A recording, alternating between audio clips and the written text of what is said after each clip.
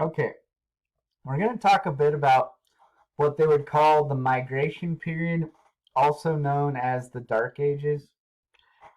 It's a period that's sometimes also referred to as the barbarian invasion.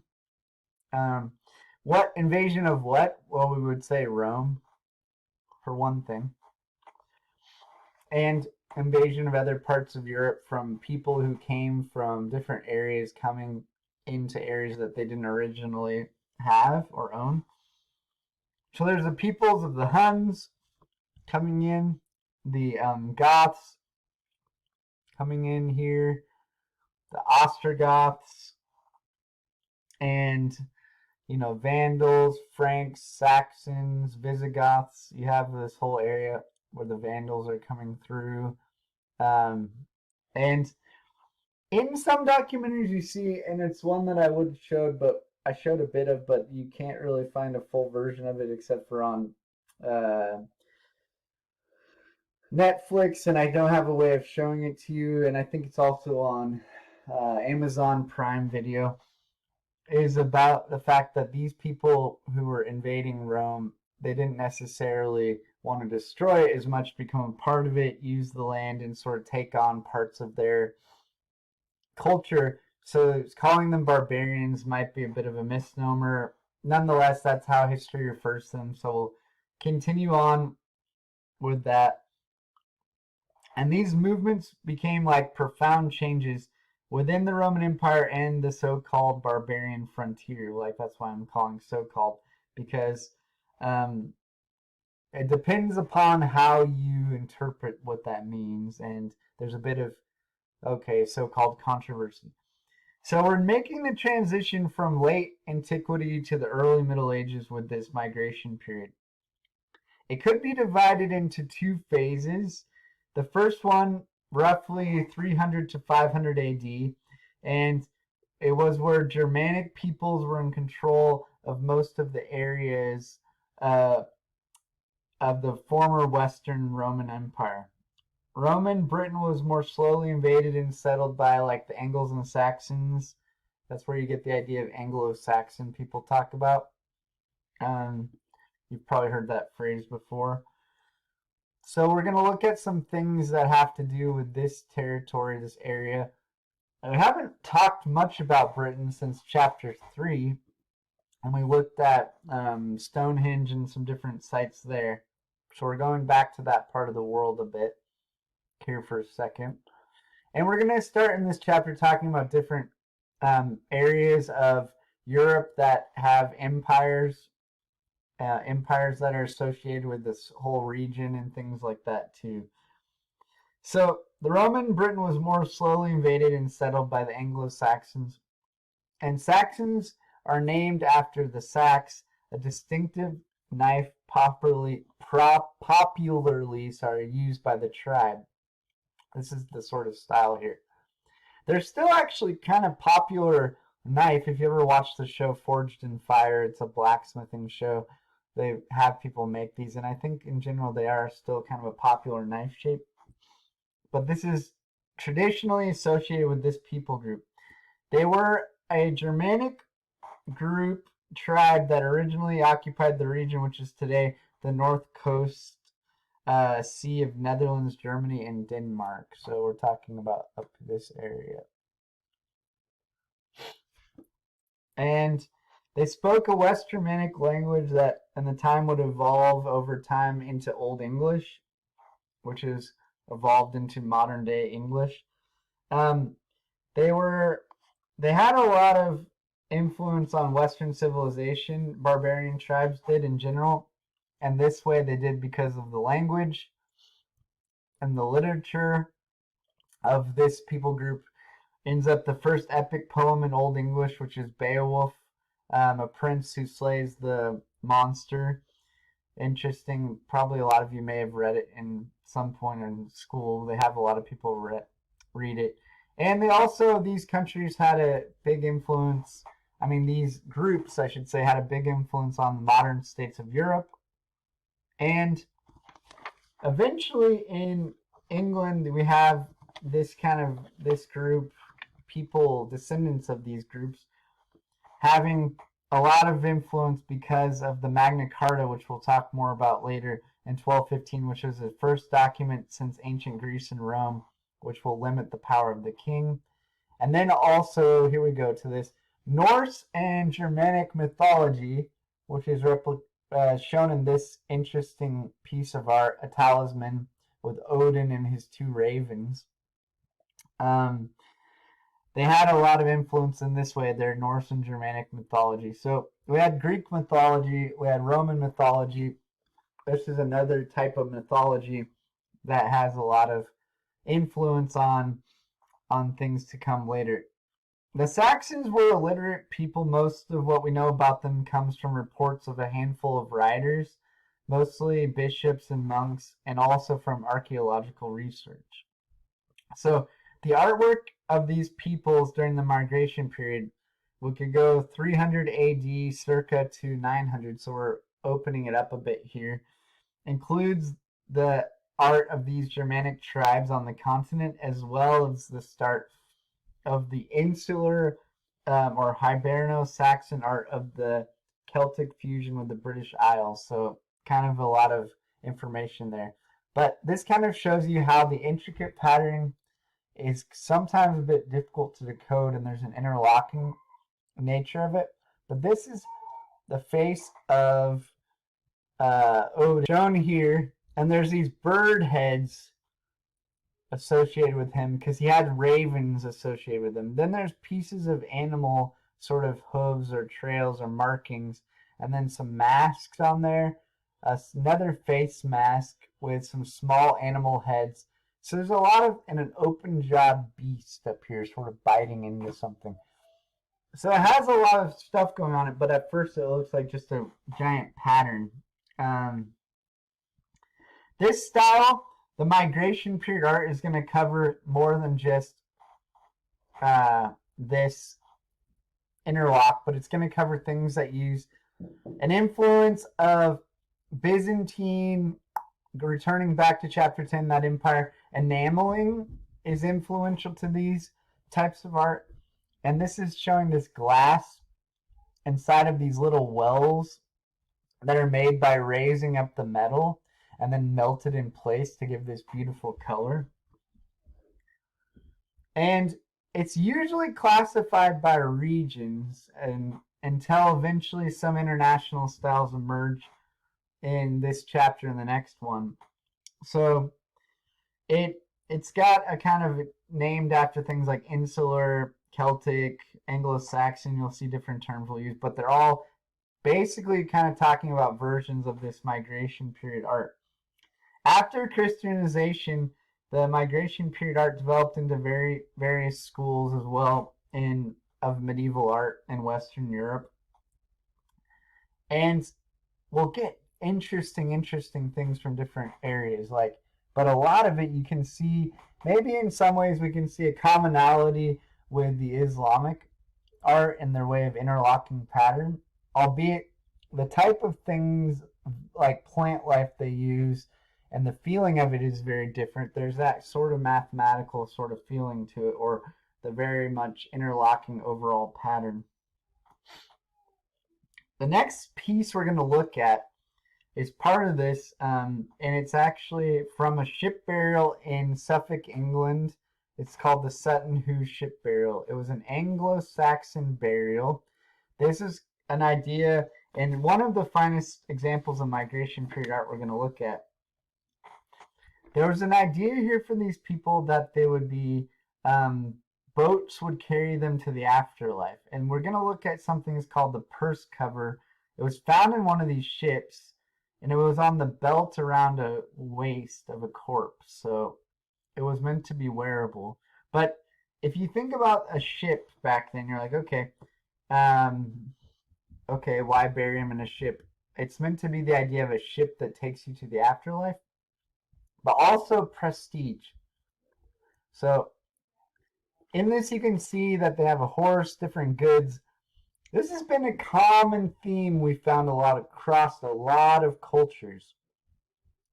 You can think of maybe the Egyptians, right? We've got the Near East, we've got a lot of different places in the world doing this thing where they bury their dead with, and even like Etruscans, we had that in the early Greeks and the Aegean. Okay, a lot of people burying their dead with some type of uh, items that are either important for the afterlife or show their power or wealth, or lots of variations of why exactly. Not exactly all the same reasoning, but doing this thing where they bury things worth quite a lot in their graves. Well, this is another version of that, so to speak. And it's important to realize with the ship burial that ships back then were not just, oh, okay, whatever, bury them in a ship.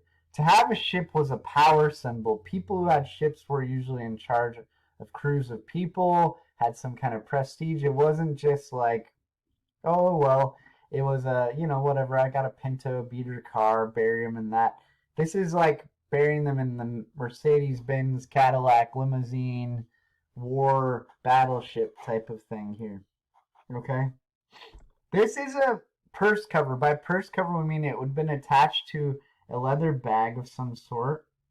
And it's what we call animal style. So not your double at In-N-Out, haha, but your animal style. Why do you think that is? Well, pause for a moment to have you look at it.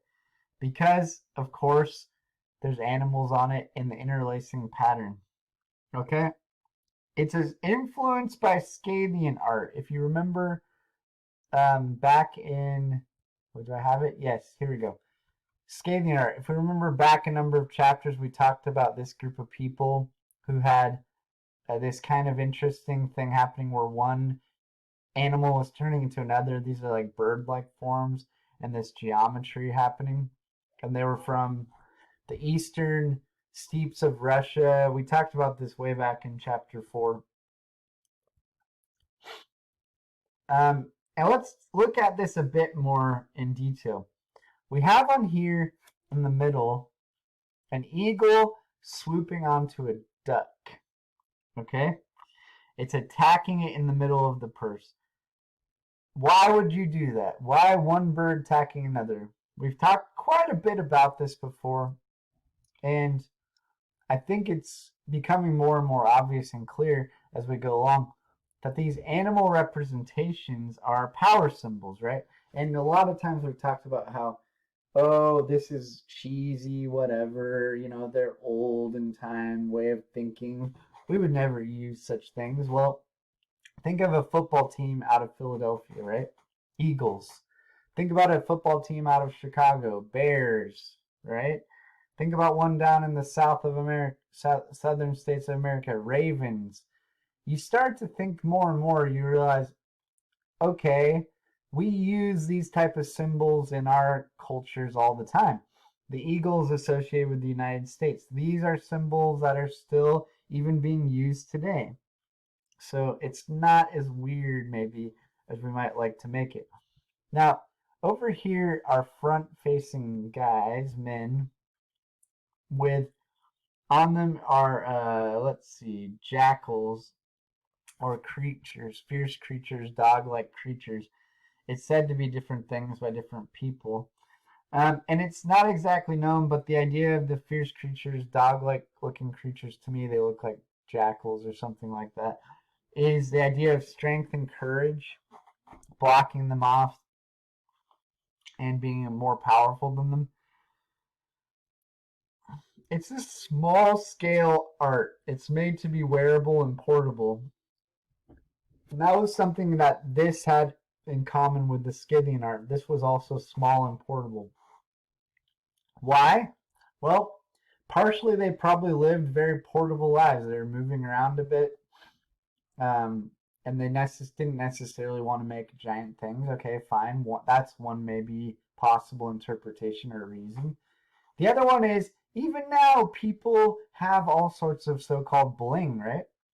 They wear diamond-encrusted watches, very nice purses, Gucci.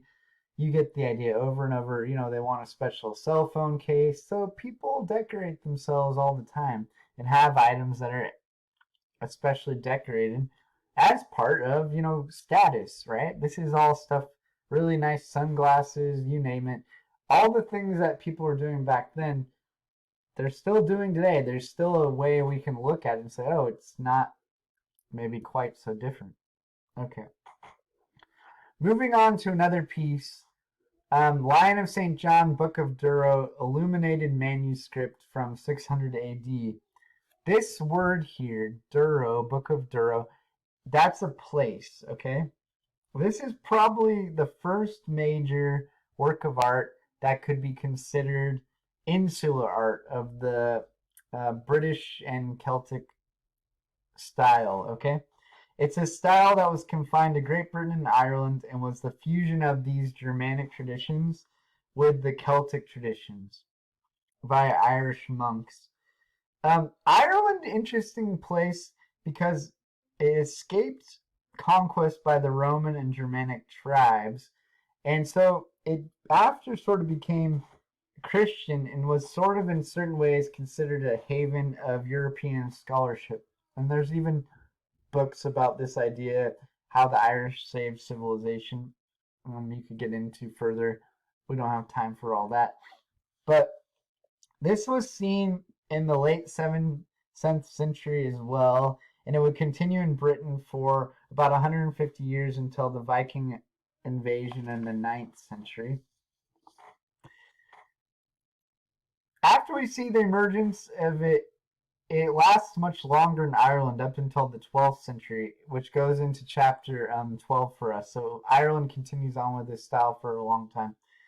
It's a religious page intro, an intro to a book, the Gospel of St. John. So the Lion of St. John, it's a book in the Bible, one of the Gospels, Matthew, Mark, Luke, and John. And it has the same sort of interlacing going on as we could see in this purse cover, right? Very intricate interlace. And what does this illuminated manuscript word mean? Well, it doesn't mean, you could say the idea illuminated means to be lit up, right? If you illuminate something, you light it. Well, they're lighting up the manuscript, which they mostly always did for really important books and primarily Bibles or parts of the Bible, gospel books, and things like that. So because they care about the text and the words in it and the ideas, they feel that it requires and needs and they want it to have more decoration and something that makes it more prominent. The lion is quite abstract when we look at him here. It doesn't really feel very totally lionish. And there's a thing where he's in profile, his mouth is open with his teeth bared sort of in a growl or roar. And it has a flat repetition and a lot of color that feels very flat. Inside borders a lot of the time. It's in the Clisson style, which is a name for what I was telling you about here, where these wells of metal are made and then enamel is melted inside. It's called Clisson. It's the same thing happening here. It's spelled Cloisonne. So they're doing the same style, but in 2 dimensions, right? The lion is representative of St. John. So we'll look and see in other ones that each of the 4 evangelists, the writers of the Gospels, Matthew, Mark, Luke, and John, have a animal or some type of different symbols associated with them. So St. John and the lion are connected, and that's why he's put at the front of this. We'll look at this book of Kells, which is another really, really elaborately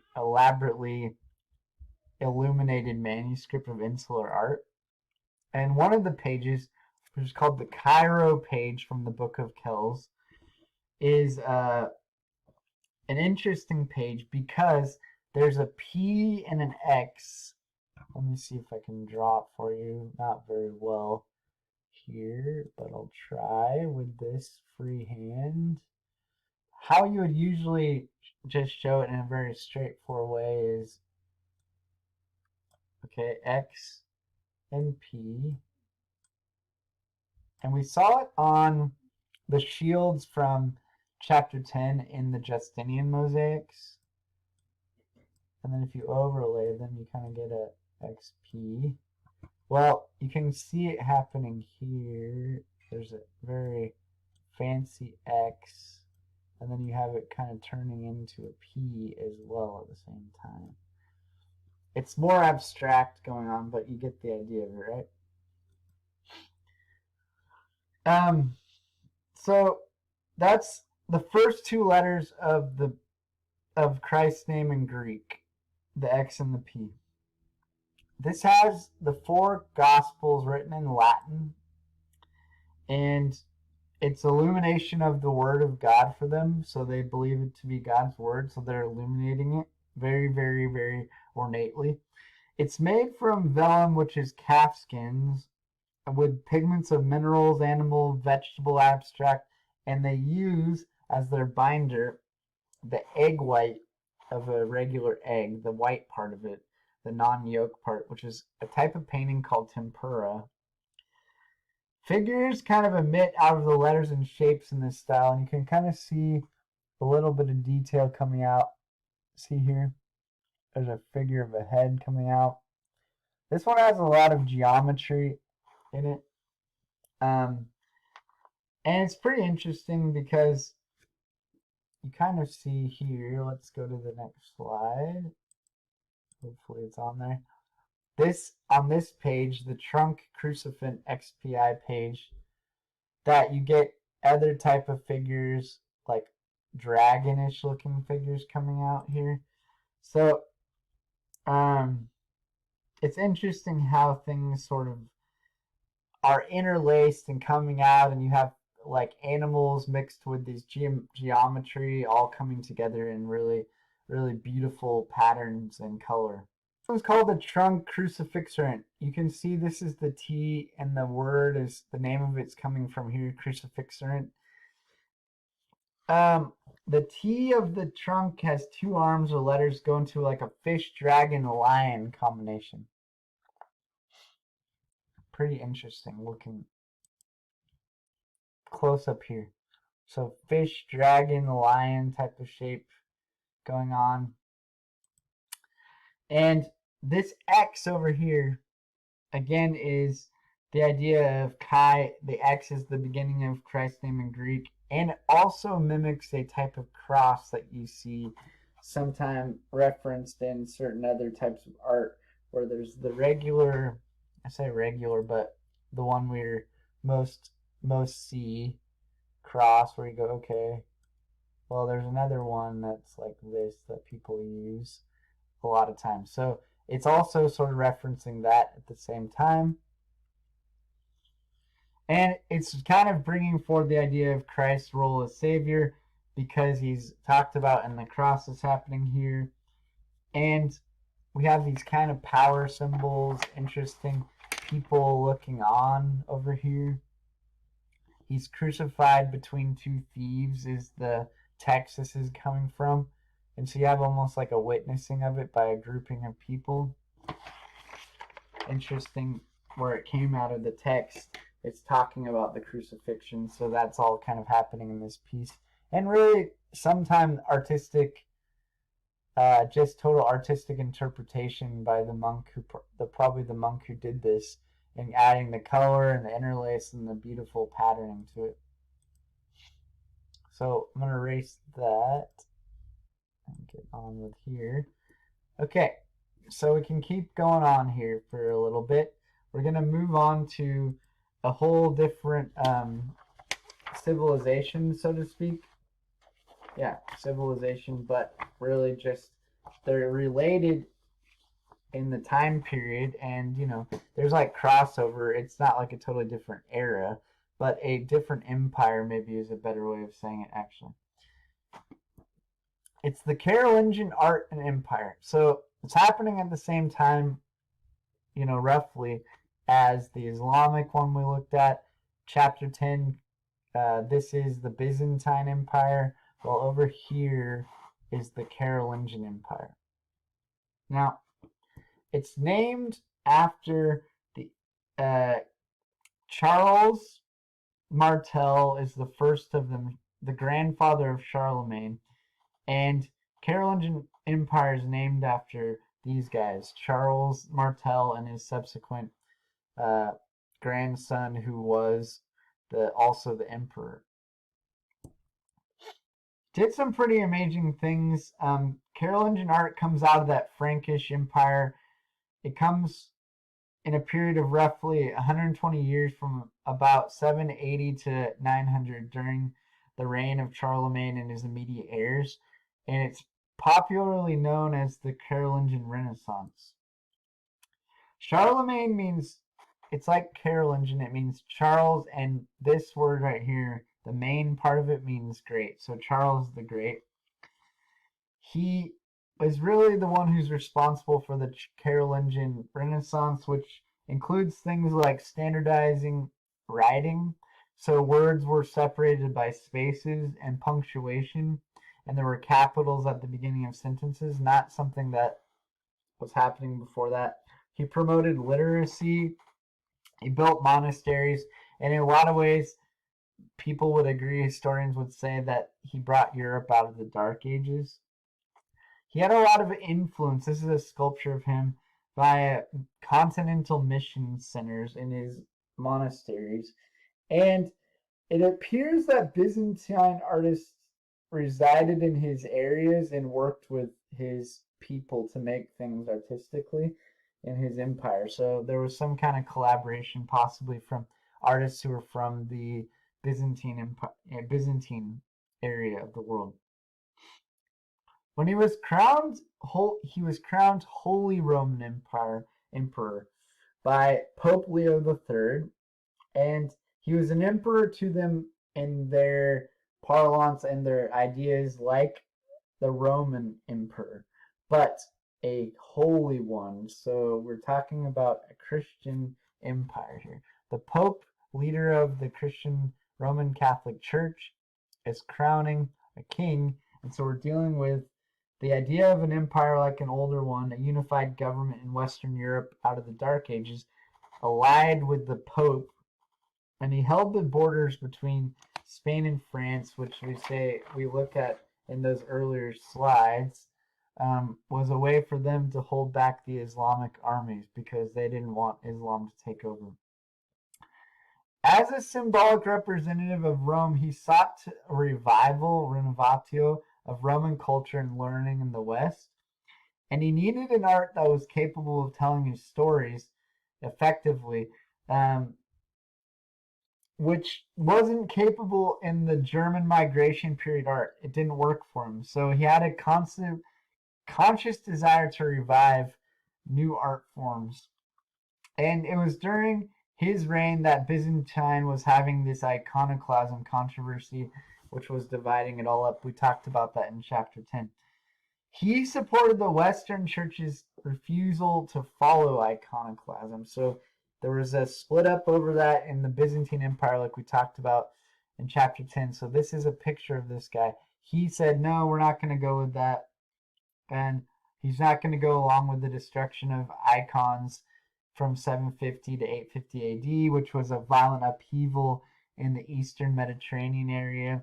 And he set out a position in his court to not have that idea, called the Libera Carolini. And he had no inhibitions about Mediterranean pagan idolatry like they were talking about there. So he introduced the first Christian monumental religious sculpture, and this was very, very much a momentous precedent for Western art. Charlemagne, here he is on top of a horse. So, very important figure in art history, but in the history of the world as well, for a lot of different reasons, helping Europe come out of the Dark Ages, everything I just said to you. So let's look at this statue. It's not super terribly huge. You can see it kind of in reference there. But it has a lot of things going on that are important. It's made out of bronze. It has traces of gilt, which is gold leaf or paint over parts of the bronze. It's traces because it's been worn over time. It is an equestrian statuette, not a full-blown size like the Marcus Aurelius statue, but it was based off that template of the equestrian statue from the Roman imperial period, right? We saw the first one that we said was going to be typologies of later ones. So we're getting the idea of Roman power coming through here. What does he have on him? Well, we have a crown, so another power symbol, but we also have a sword hidden in his cloak and this orb right here. It's kind of interesting. He also would have originally had something in his hand here, maybe the actual sword, and this was just the scabbard. Or they've said possibly some other type of weapon. There's different things, but mostly people think it was the sword. It was made in 3 parts, and the rider and his body with the saddle, then the rider's head and the horse. So it's about 9.5 inches, not gigantic. And this orb of power in his hand, this is considered an orb of power, an imperial orb in his left hand. So in some way I kind of like to joke in my mind about this being like Sauron's rings of power or something. Why an orb? This is a symbol of power for them. Like they had in other cultures scepters and other types of things. Well, this is one of those type of things. He has his riding cloak fastened with a fibula, which is a type of clasp that we'll see different pieces of. And that's a close-up of his face that looks like the gilt is coming off there. And we could say it's realistic, but not, it's naturalistic, I should say, but not realistic, right? It looks as a person, and it's not too far off, but it's not hyper-realism or something we believe to be fully him. But it has features on it that are particular to him. It's not just totally a random stylized guy. It feels like a particular person. It's often referred to as a statuette of Charlemagne, but it could have possibly been, this is a picture of Charlemagne, his grandson or his grandfather, but we mostly believe it to be Charlemagne because there's coins depicting him, and there's a lot of commonality between the likenesses. If it was in some way kind of meant to look a little bit like his grandfather, then it would have been intentional to sort of talk about the connection between the lines. If it was Charlemagne's grandson I'm talking about, Charles the Bald, they think it might have been. If it was supposed to look kind of like Charlemagne, then they would be doing it purposefully to bring that connection together. And we could say that it's really interesting because of how it's connected to the Roman Empire, right? For me, this makes it more interesting because we're getting this idea coming through here where they're taking something and they're taking a typology all the way back from Rome, and they're crowning him Holy Roman Emperor using things like the Equestrian Statue to continue on with this idea, but they're adapting it for their own purposes, right? They're making it their own, but continuing on with the theme and the kind of symbols of the power that they had in various places. So it's pretty interesting statuette, and it's interesting because it's bronze, and in some way when you see it you feel as if you may be looking at someone who was alive thousands of years ago, almost 870, that's a long time ago. You're looking in the face of someone who was powerful in the world that long ago, but it does feel like a particular person. So that's very interesting to me. We're going to look at the Palace of Chapel of Charlemagne in Aachen, Germany. It's from the medieval Carolingian period, 800 AD. The architect of this place was Otto Metz. This is a drawing of it. He was an architect who lived during Charlemagne's reign and in the Carolingian Empire. obviously. He was probably earliest known architect born north of the Alps, and he was possibly Armenian. His interesting chapel plan that we're going to look at in elaborate elevations of building are reminiscent of the central plan church of San Vitale we saw in Ravenna. We've referenced this a few times, and it's an important building in that regard because of the central plan. If you remember, that was made by Justinian in Italy. Chapter 10, that's what we're talking about. It's not known whether he saw this building, or if he just had only seen drawings of them, but he had a large amount of technical knowledge from a book called The Architecture by Vitruvius. And many Carolingian Renaissance era manuscripts of Vitruvius's work existed, so he was well read in that regard. This is the function of this is this area over here, attached to the palace, was to be an actual place of worship attached to his palace, Charlemagne's palace, in his capital city in Germany. Okay, this is a floor plan and a cutaway of it here. Architectural model. It had round arches in it and a dome upon it. Really, really quite beautiful. It's been added to over the years. This is a much more current picture of it. And this is the inside, looking in here, going inside of it.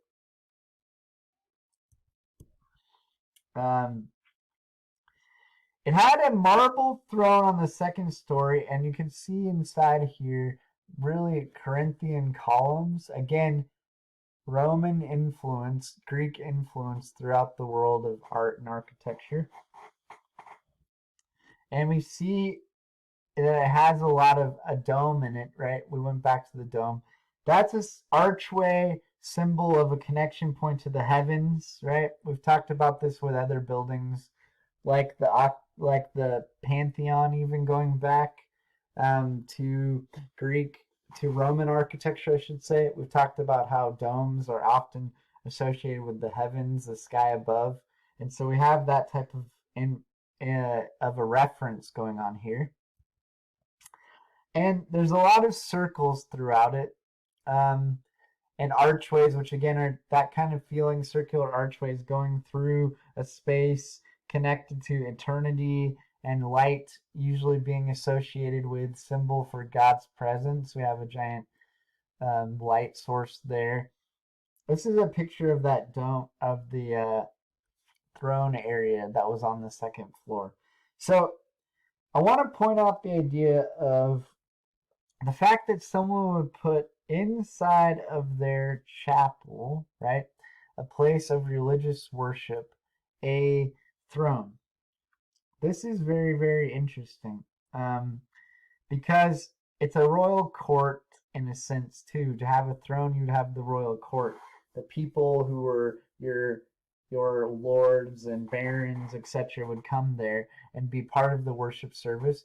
And in a way, putting it on the second floor says, okay, we're not the main event, there's something else below. But it's a very strong symbol when you think about the fact that he's being called Holy Roman Emperor, right? We see also in this, I want to point out, this picture shows a little better, or maybe this one, that there's this influence from the Islamic prayer hall that we saw. The black and white back and forth patterning on the arches. And there's marble floors inside of it and marble on some of the columns. Gold mosaics that have Byzantine influence. So there's different things throughout this that are showing the influence of Rome and different parts of architecture throughout the art history in the world here. Really, in a way, you could say he's really trying to establish himself as the heir of the great rulers of the past, to emulate and symbolically connect himself to the early artistic achievements of early Christian Byzantine culture and the Roman Empire with his own culture, his own artistic achievement. So they were conscious of the fact that they lacked an artistic style to, bring this about. So they were really making their own style. They were inventing it here when they were early on, and we're talking about barbarian art. They're trying to unify Western Europe, and so they're really trying to create a style of art that could be large scale architecture, and things were changing in the world because of the unification of Europe. There was more peace and prosperity, the settling down of battling and fighting and things. They could begin to do this type of large scale architecture again and pick up with so called peace and prosperity and be able to do these things that were symbols in that way. So architecture is very powerful in this symbolic way. And to pull off this type of building, you have to have a lot of resources, people to work on it, money, ability to find this type of stone, and the craftsmen and artisans to be able to do it. So it really requires really a lot of power to pull off these type of building projects. And people back then would know that, and so it would be part of why you would do it. Now, we're going to look at St. Matthew from the Igbo Gospels, an illuminated manuscript from this era.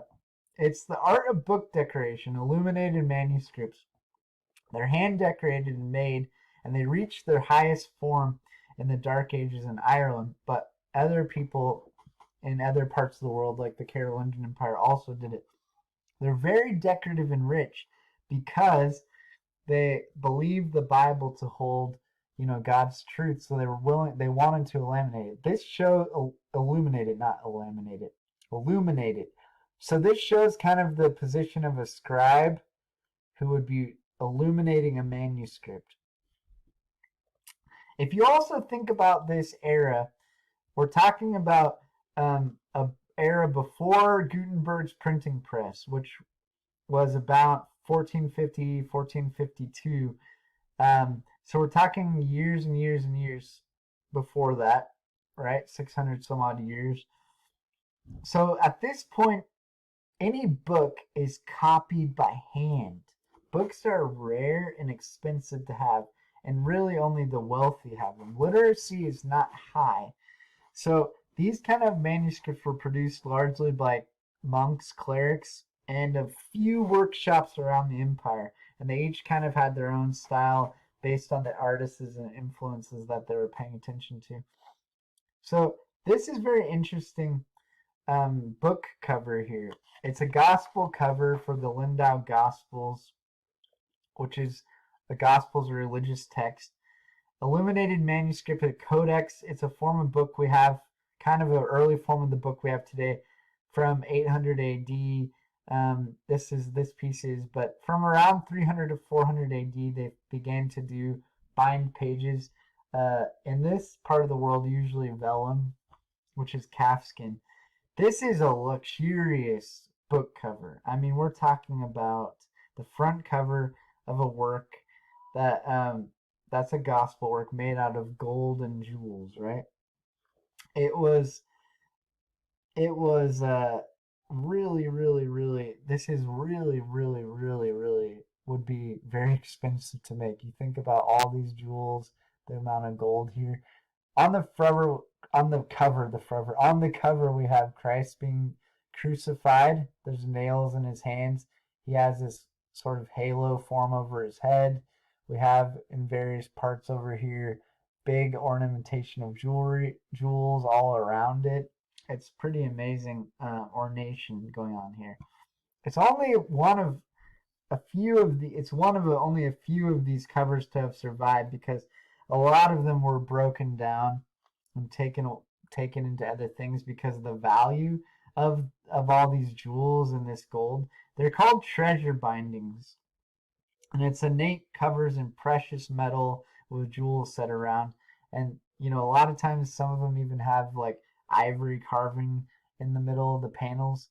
This is the lower or back cover of it, and it was of the same gospel, but it was probably the cover of another older book originally, and they took it off and used it for this one. This is pretty common as well to do this. to take things off of other books and use them, like especially these treasure bindings. This one was probably from a earlier insular work, like the Book of Kells, and one of the only ones to survive from that era because it was taken and used as the back cover for this gospel. We know books like the Book of Kells had them, but they're not there any longer. So we're talking about pure luxury here. We could think about treasure bindings in a certain way to be this idea in real base form is that the work inside the written work, in this case a gospel or gospels, for them is treasure. They believe it is very valuable, and so to show their due respect for it, they want to give a treasure binding to it. So if you think about it that way, it starts to make a bit more sense why they would spend so much wealth on it. If they had a lot of wealth to use it that way would make sense. So we're going to start talking about the Attonian Empire. Attonian art is a continuation in certain ways, a continued Holy Roman Empire, we should say. So we're going to look at the Attonian dynasty was a Saxon dynasty of German monarchs named after three of its kings. The Holy Roman emperors named Otto is Otto the First, which ruled Germany, northern Italy between 919 and 1024. Henry the First, Otto the First, Otto the Second, Otto the Third, and Henry the Second. So those are the main guys. When the Carolingian Empire began to implode in the 9th century, local aristocrats seized power and they were opportunistic. This was kind of a process known as the de-evolution of power. But the Holy Roman Empire was reestablished under this Attonian dynasty. The traditional lineage of art kind of goes Attonian follows Carolingian, and then Carolingian, these ones proceed Romanesque, and then it carries on into the next chapters. So this is a pre-Romanesque Germanic art. In a nutshell, we could say that this style didn't end or neatly coincide with exactly ending and starting. There's overlap in certain ways. It didn't exactly end with the rule of the dynasty. These kind of art forms emerged in areas, and they were kind of specific to a few small cities and periods. They weren't international styles, and we don't see an international style happening until our next chapters that we look at. Much of the art we'll look at is really very, very much Christian in its themes, and there was an idea of a renewal of faith that they were trying to show in their art and reforming the church and creating a period of heightened cultural and artistic fever in the Attonian artists in their sort of dynasty empire here. So some things that were important for this era, and the reason why some of the art was made was because of a wider display to the public, especially pilgrims. And if you remember, we talked earlier about pilgrimage being a journey taken for a religious reason. So people would often go to places where there were important relics. And relics would be, like we talked about before, a piece of something from a holy person, maybe clothing, finger bones, and a reliquary that would hold the relic, which was very ornate usually. And they would often go on these trips as penance, to atone for sin, and then also because they were devoted, that would be another reason. And because of that, there was a network of routes and monasteries people would stay in. We talked about the monastic movement earlier. We're going to look at one of these maybe so-called things that would be displayed or was also beautiful, another gospel cover from this era. It's called the cover of the Gospel of Otto III. In the middle of it is ivory panel, and it's got golden jewels on the outside of it. And we see here, like the last one, but maybe more detailed around the narrative, is Christ crucified and he's died, and the Roman soldier piercing his side with a spear. And then on this side is the offer of wine vinegar before he says it is finished in the gospel account. So very much referencing the last part of the life of Christ when he was crucified. This style, they sought to emulate the Eastern Romans empires like the Byzantine grandeur in their work. And so we'll see some of that kind of icon-like quality of the Byzantine styles in some of this. It's strongly influenced by Byzantine art, okay? This is a piece that was inside of the gospel, and it's showing female personification, so a person representing a larger idea or group of Germany, Gaul, and Rome bringing gifts to Otto III. And it's inside the gospel, his gospel book. He didn't rewrite the gospel, but he had it made. He had the cover made, he had it illuminated, and this is part of it. So this is him enthroned in his own decorated gospel, illuminated gospel. Pretty intense symbolism here, right? I can't find a lot of good images of the pages side by side. But this is the personifications. Here he is enthroned. And he's made people who represent countries bringing him gifts, which means what? He's in charge, he's in power, he's being lauded as the awesome guy.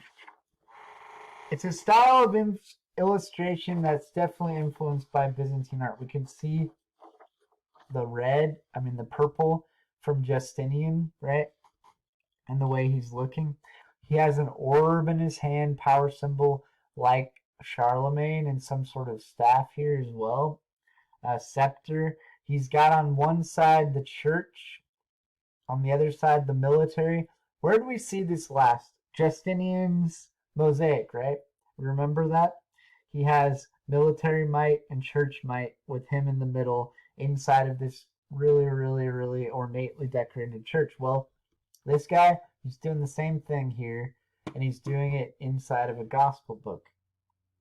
This is very, very, very much, about establishing himself as the worthy successor to Charlemagne and the Byzantine Empire and the Roman Empire, right? This is a page from his gospel, Christ washing the apostles' feet. So it wasn't just, the cover jeweled and a page that was illuminated with him, but there were other parts of the narrative that were also illustrated / illumination. So he's washing their feet. This is interesting because in the narrative here, he is a servant to his disciples and he's washing their feet. And Peter says, "No, don't wash my feet. I should wash yours." And he says, "If I don't wash your feet, then you have no part in me." So he says, "Wash my feet and my head as well." Well, it's very much about Christ being represented as Savior, server of humanity. But we have interesting things going on here because there's a lot of ornamentation. He's got this halo over his head. He's holy. He's God. There's gold all around him for them. This is their belief. This is why they're depicting it this way. And he's very, very much like an icon from the Byzantine Empire, right? You can see a lot of commonalities in that. Very much referencing that effect, the grandeur of the Eastern Roman Empire. It's kind of a really beautifully decorated thing. It's not hyper realistic, but it's got naturalism to it. There's an attempt at some kind of shading, but it's very stylized with the way the cloth is falling and the groupings of the people. It's not going for realism. It's very much more stylization here. So before we end chapter 11, I want to talk for a moment about Greek and Roman idealism, this is shown in the spear bearer, and kind of compare it to the medieval art, the human figure in medieval art. There's a heroic humanistic beauty that they're trying to capture in the men and women of the Greek and Roman idealism. And anatomical accuracy is very much a part of that. But here in this reference to humanity, Christ, and also all the people, the depiction of humanity is very different. There's not a lot of sculpture to compare it to up until Charlemagne, but always we have in these art forms that there's never nudity. They're mostly clothed fully. There's not a focus on anatomical accuracy here. Okay, there's way more of a focus upon the story and making things conceptually understood. The body for these people was in need of washing and redemption, so they're not showing it in sort of a heroic quality for the sake of humanism over here. We're talking about a big philosophical difference between them. So not a lot of sculpture, fully clothed, not focused on anatomical accuracy or physical beauty for its own sake, but focusing on the body as something that needs to be redeemed in there. That's their psychological bent and thought and concept. So they're showing stories, narratives. They're showing things that are different, and they're using symbols of power in a different way and conceptually. Whereas over here, there's like an idea of a societal ideal to achieve in a humanism. This is their worldview, much different worldview. So I just want to kind of compare and contrast that as a theme that we'll keep looking at. All right, guys, that takes us through chapter 11. So I hope things are kind of coming together, making sense, and you're seeing. You can see big themes of the human form, the way in which art relates to power, the way in which people are depicting themselves, their ideas and their philosophies about the nature of reality. There's a lot of big themes that we've kind of been covering over and again that have common threads throughout many millenniums of art. We're going way back, and it's still common ideas that we kind of started out with at the very beginning, talking about ideas of who we are, where we're going, that type of stuff. So hopefully you're staying safe out there and having a good time and enjoying engaging this material with me. I find it really fascinating. So take care, and if you have any questions, please feel free to reach out and email me. Do all the ways through Canvas you can contact me. Okay, bye guys.